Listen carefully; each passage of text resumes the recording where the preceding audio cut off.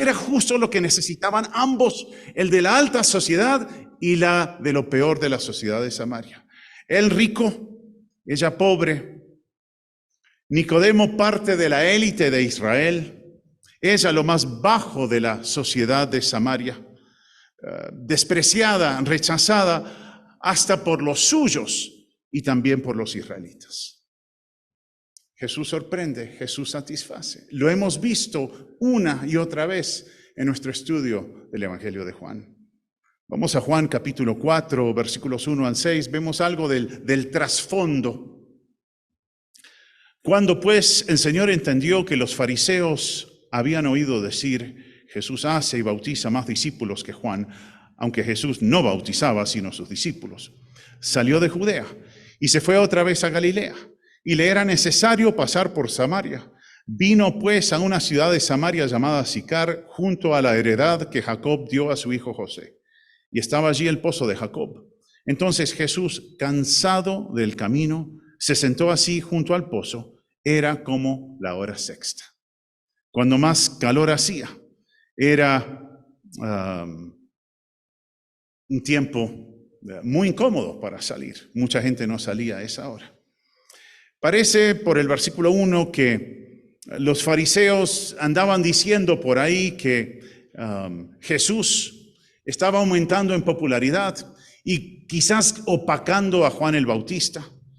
Y los fariseos quizás estaban tratando de crear una división entre los seguidores de Juan y los seguidores de Jesús. Entonces, quizás ellos tenían esa intención. Pero lo importante es que se estaba cumpliendo el deseo de Juan. Juan había dicho en capítulo 3, versículo 30, es necesario que él crezca, pero que yo mengüe. Entonces los fariseos empezaron a hablar con mala intención, parece, pero aún su mala intención estaba haciendo que se cumpliera el deseo de Juan el Bautista, que Jesús aumentara, que él menguara. ¿Cómo sabe la gente alrededor tuyo que perteneces a Jesús? ¿Cómo sabe la gente que te rodea que en verdad amas a Dios? ¿Lees la Biblia? ¿Hablas acerca del Señor? ¿Tratas a tu cónyuge con amor y con respeto? ¿Qué haces para dejar en claro a la gente que te rodea que tú conoces a Dios, que amas a Dios, que sigues a Dios? ¿Es evidente? Eso era lo que quería Juan el Bautista y eso es lo que debemos querer nosotros. El versículo 3, Jesús salió de Judea. Al parecer él estaba de forma intencional queriendo deshacer los planes de los fariseos de crear una división. Entonces él no quería que hubiera una división. También salió de Judea porque tenía la intención de que los gentiles también escucharan el Evangelio. ¿Qué haces tú para hacerle frente al conflicto? Para, en vez de que haya más conflicto, para que mengue el conflicto. ¿Eres intencional en cuanto a eso? ¿Buscas reducir el conflicto? ¿Eres una persona de paz? Que en lo que dependa de ti, estés en paz con todas las personas. El Señor Jesús nos dio ese ejemplo de salir de un lugar a fin de no tener un choque.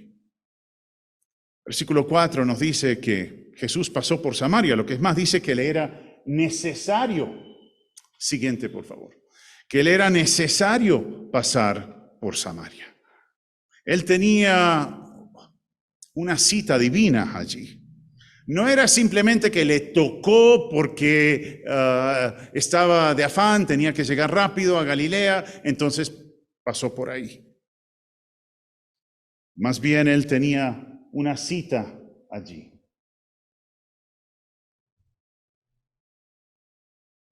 Él fue allí para ayudar a una mujer necesitada.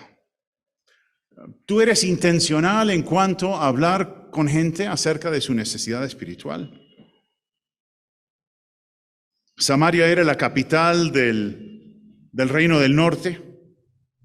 Fue exiliada esa nación a Siria en el siglo VIII antes de Cristo.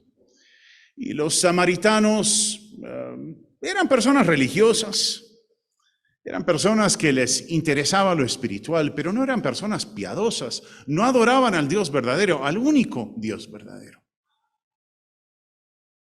Sicar, versículo 5, era la ciudad a donde llegó el Señor Jesús, estaba cerca al monte Gerizim, un lugar con significado espiritual. De allí Dios había hablado con su pueblo, vemos en Deuteronomio capítulo 11.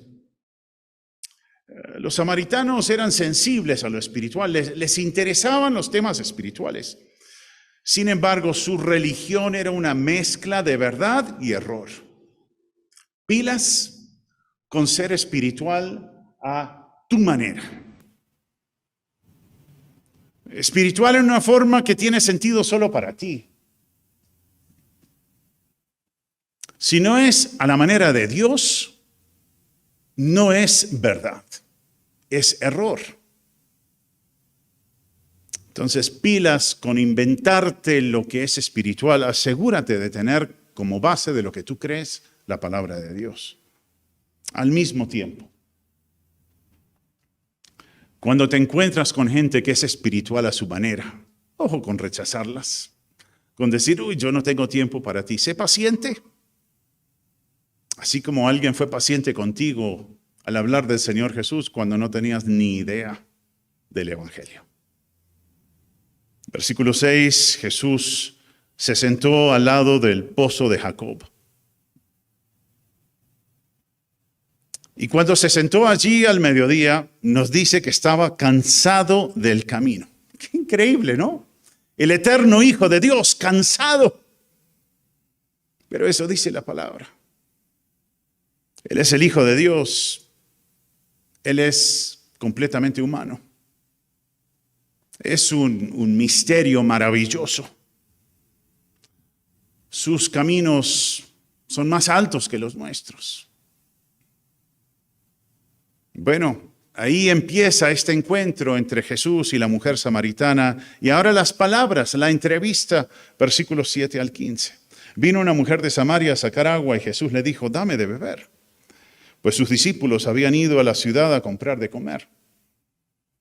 La mujer samaritana le dijo, ¿cómo tú, siendo judío, me pides a mí de beber que soy mujer samaritana? Porque judíos y samaritanos no se tratan entre sí. Respondió Jesús y le dijo, si conocieras el don de Dios, ¿y quién es el que te dice, dame de beber? Tú le pedirías y él te daría agua viva. La mujer le dijo, Señor, no tienes con qué sacarla y el pozo es hondo. ¿De dónde pues tienes el agua viva? ¿Acaso eres tú mayor, te crees mayor que nuestro padre Jacob, que nos dio este pozo, del cual bebieron él, sus hijos y sus ganados? Respondió Jesús y le dijo, cualquiera que bebiere de esta agua, la del pozo, volverá a tener sed. Mas el que bebiere del agua que yo le daré, no tendrá sed jamás, sino que el agua que yo le daré será en él una fuente de agua que salte para vida eterna. La mujer le dijo, Señor, dame esa agua para que no tenga yo sed ni venga aquí a sacarla. Muy interesante esta entrevista. Algunos se preguntan por qué la mujer no fue a buscar agua cuando hacía menos calor. Leemos en Génesis 24 que acostumbraban por la tardecita ir a sacar agua. Pero ella fue cuando más calor hacía. Quizás era porque no quería que la avergonzaran. Lo interesante es que al inicio de este relato, Jesús era el que tenía sed y la mujer era la que tenía el agua. Él quería salvarla a ella, rescatarla a ella de su vida pecaminosa. Y le hizo una petición, dame de beber. Pedir un favor o hacer una pregunta puede ser una manera grandiosa de empezar una conversación acerca de cosas espirituales. ¿Has hablado con alguien recientemente en cuanto a su necesidad espiritual? ¿Tienes conversaciones cotidianas que buscas dirigir al tema de lo espiritual? Alguien dice, uy, la inflación está que nos mata. Les dices, uy, yo no quiero, vecino, que usted se muera, pero en el caso de que se muera, ¿a dónde iría? ¿Qué le pasaría? Una petición, pedir un favor, una pregunta, acercarte a un vecino y decir, vecino, he visto que estás como preocupado. ¿Será que puedo orar por ti? Ver a un vecino en una necesidad de decir, vecino, ¿puedo ayudarle?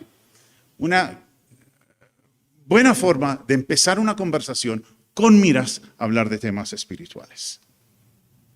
A mí me parece muy interesante el versículo 8, que Jesús estaba ofreciendo agua de forma gratuita a una mujer y sus discípulos habían ido a comprar algo de comer a la ciudad. Claro, el agua es gratis, la comida cuesta.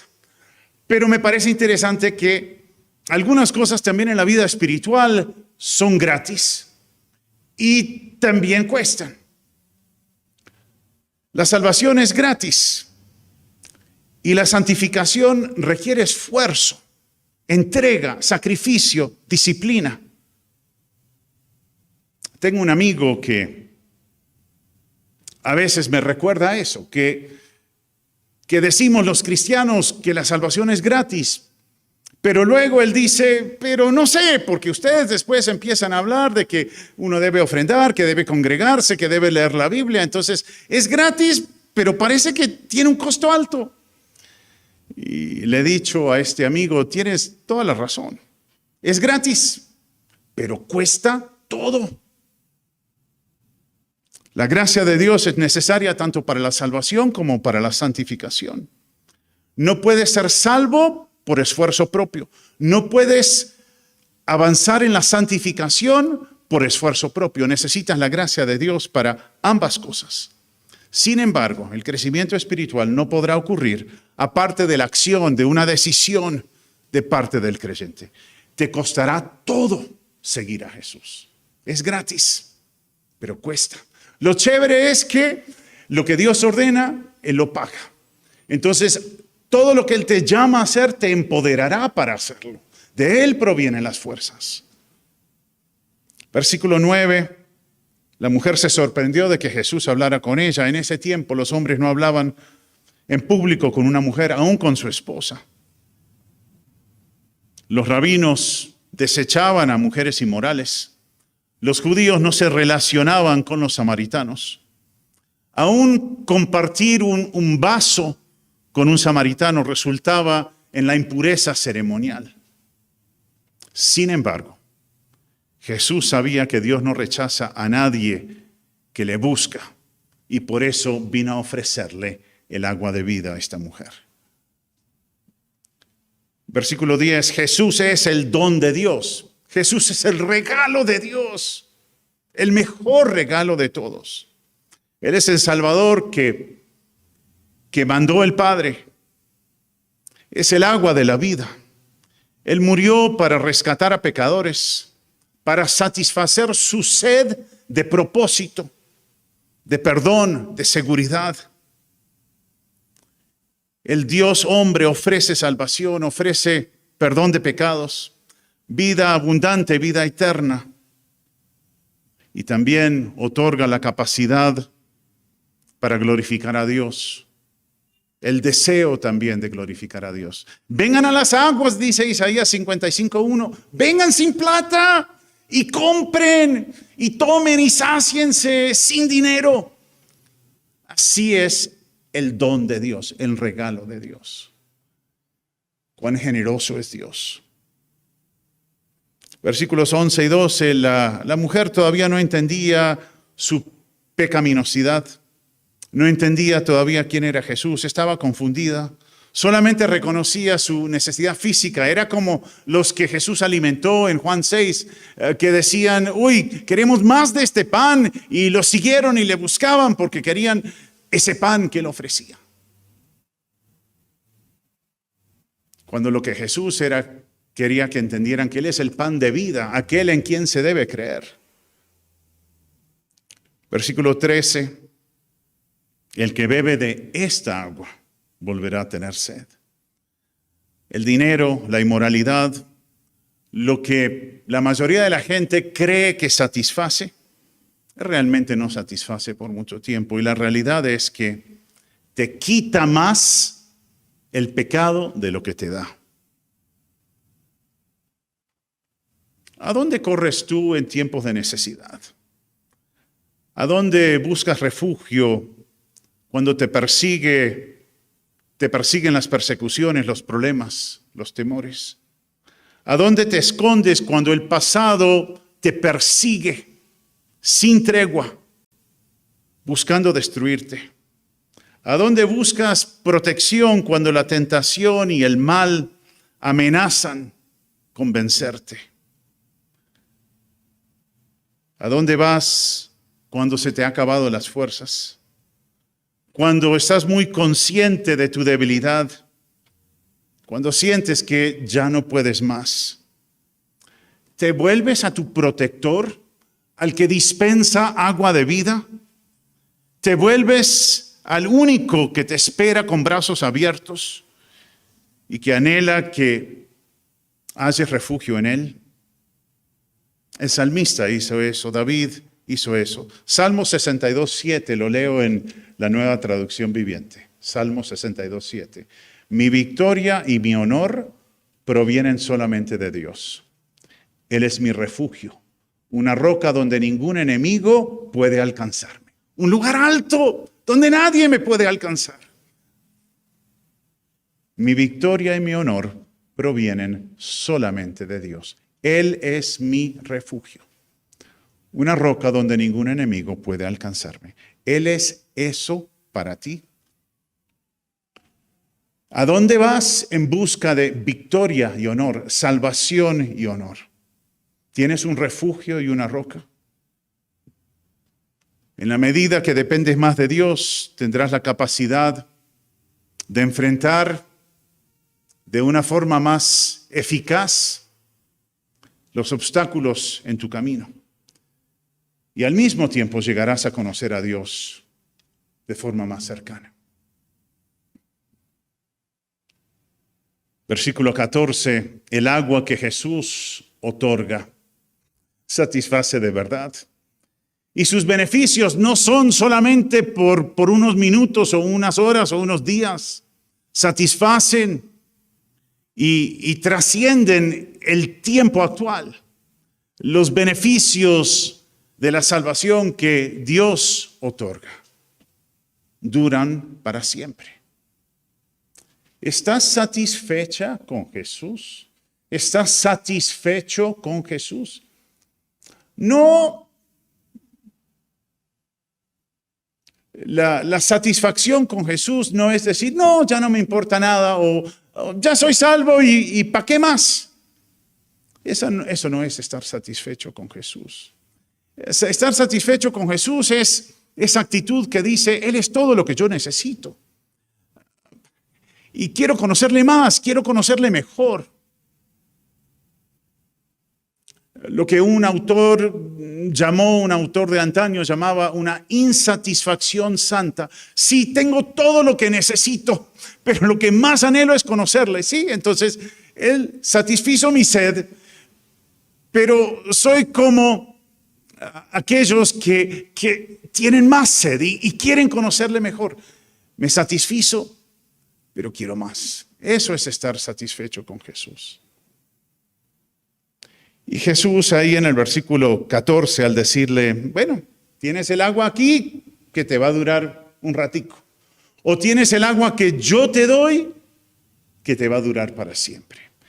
Un comentario que fue hecho con la intención de producir sed en ella, que ella realmente sintiera ganas de conocerle, ganas de recibir esa agua. ¿Qué haces tú para producir sed en la gente que te rodea? Si nos callamos, si no vivimos como cristianos, la gente va a seguir como si nada. Pero si ve una forma diferente de ser, de hablar, de pensar, entonces algunos de ellos van a decir, uy, yo quiero lo que tiene ella, yo quiero lo que tiene él. Entonces vivamos de tal forma, hablemos de tal forma como para que la gente sienta sed.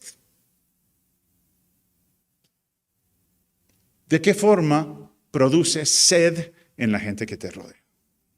El versículo 15 es interesantísimo porque la mujer le dice, yo quiero el agua que tú ofreces. Recuerdan que al comienzo del relato, él era el sediento y ella tenía el agua. Las cosas han avanzado y durante la conversación, la mujer había llegado a ser la de la sed, la necesitada. Y Jesús era el que tenía lo que ella necesitaba. ¿Sí ven? Pero todo pacientemente, intencionalmente lo hizo el Señor Jesús. Qué ejemplo para nosotros en la forma de que debemos relacionarnos con otras personas. Bueno, llega el convencimiento del pecado, la necesidad de salvación, versículos 16 al 19. Jesús le dijo, ve, llama a tu marido y ven acá. Respondió la mujer y dijo, no tengo marido. Jesús le dijo, bien has dicho, no tengo marido, porque 5 maridos has tenido y el que ahora tienes no es tu marido. Esto has dicho con verdad. Le dijo la mujer, Señor, me parece que tú eres profeta. El Señor Jesús le mostró que ella debía arrepentirse. Solamente los que se reconocen perdidos, muertos en sus delitos y pecados, incapaces de salvarse a sí mismos, solamente ellos querrán ser salvos. Deben reconocer que Jesús es el Salvador que ellos necesitan, que Él salva a quienes se arrepienten de su pecado y confían solo en Él. ¿Eres verdaderamente salva? ¿Eres verdaderamente salvo? Hacemos esa pregunta no para que dudes de la salvación, sino para que te evalúes. Queremos que seas salvo, que seas salva. No queremos que estés en el lugar equivocado. ¿Eres verdaderamente salvo? ¿Tienes vida espiritual? ¿Cómo va tu proceso de crecimiento, de santificación? ¿Realmente has probado de esa agua? ¿Esa agua te satisface? ¿Jesús te satisface? A tal punto que avanzas en la vida. ¿Avanzas con Él? ¿Quieres saber más acerca de Jesús? ¿Quieres conocerle mejor? El compañero de la mujer, versículos 17, 18, su compañero no era su esposo. No estaban casados. Ella era una mujer inmoral y su compañero también era inmoral. Jesús quería que ella reconociera que ella era pecadora y que ella recibiera el agua de la vida. Y versículo 19 es interesante. La mujer lo llamó un profeta, lo reconoció como un profeta. Ella no dijo, uy, no, yo no soy todo eso que tú dices. Ella no negó su pecado. Más bien comprendió, si no en este momento, por lo menos más adelante, que ella necesitaba abandonar su pecado y recibir la vida que Jesús le estaba ofreciendo. Leemos en los versículos 20 al 26 acerca del Cristo, de Jesús, el único que puede salvar. Versículos 20 al 26. Nuestros padres, dice ella, adoraron en este monte y vosotros, los judíos, decís que en Jerusalén es el lugar donde se debe adorar. Jesús le dijo, mujer, créeme, que la hora viene cuando ni en este monte ni en Jerusalén adoraréis al Padre. Vosotros, los samaritanos, adoráis lo que no sabéis. Nosotros, los judíos, adoramos lo que sabemos, porque la salvación viene de los judíos. Mas la hora viene, y ahora es, cuando los verdaderos adoradores adorarán al Padre en espíritu y en verdad. Porque también el Padre tales adoradores busca que le adoren. Dios es espíritu, y los que le adoran en espíritu y en verdad es necesario que adoren. Le dijo la mujer, sé que ha de venir el Mesías, llamado el Cristo. Cuando Él venga, nos declarará todas las cosas. Jesús le dijo, yo soy el que habla contigo. Jesús es el único que puede salvar.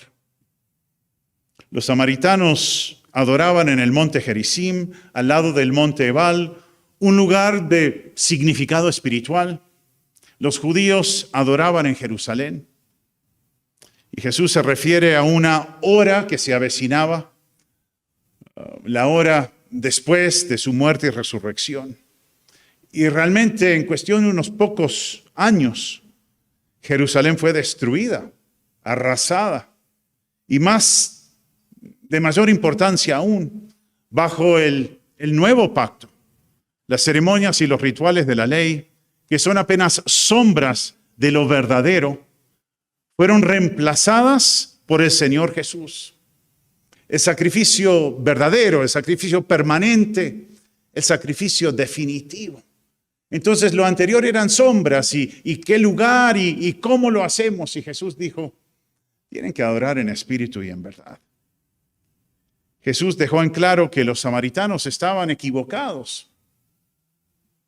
Habían errado del blanco. Dios ordenó que la salvación tuviera un origen judío. A través de los judíos Dios reveló su verdad. También llegó el Mesías, el Señor Jesús. Pero los judíos tampoco habían dado en el blanco, porque para ellos era cuestión de seguir rituales y así iban a estar bien con Dios. Los samaritanos, un lugar. Los judíos, rituales. Ninguno de los dos tenía razón. Adorar a Dios en espíritu es con un conocimiento personal de quién es Dios, el que es el espíritu, el que ofrece vida, al que hay que conocer. Y en verdad es lo que se conforma a su palabra. Es más importante el corazón que lo que está por fuera. La escritura debe ser más importante para nosotros que lo que es cómodo, lo que nos nace o lo que siempre hemos hecho. Un cristiano debe adorar a Dios todo el tiempo, en todas partes. ¿Tú adoras a Dios en espíritu y en verdad?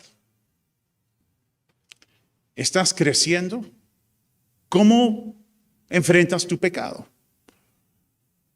Algunas de mis luchas o mis mayores luchas son la ira, el comer en exceso y el orgullo.